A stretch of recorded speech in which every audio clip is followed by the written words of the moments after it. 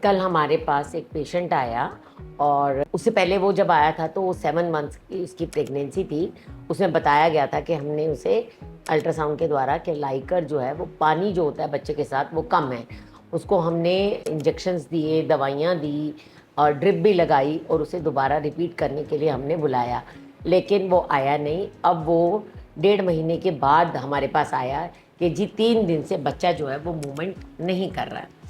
अब जब मूवमेंट नहीं कर रहा तो 3 दिन उसे पूछा गया कि 3 दिन से नहीं मूवमेंट कर रहा था तो आप आए क्यों नहीं? तो वो बोले कि मेरे साथ आने के लिए कोई तैयार नहीं था, मैंने सबको घर में बताया था, तो अभी भी मैं अपने मायके वालों को लेकर आई हूँ।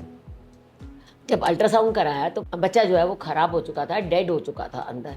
देखो, हमें बताने में भी पेशेंट को बहुत अफ़सोस होता है, और जिसके साथ ये बीत रही है, जिसका कि 9 महीने उसने बच्चे को पेट में रखा और फिर वो डेड हो जाए, तो उसको भी बहुत बुरा लगता है और डॉक्टर को तो लगता ही है।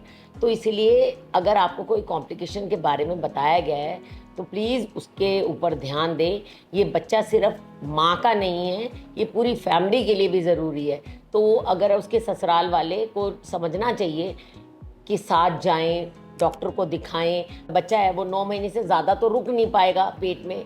अगर उससे ज़्यादा डेट हो रही है या पानी पहले से ही कम है और कम हो रहा है, ये सब अल्ट्रासाउंड से हम बता सकते हैं।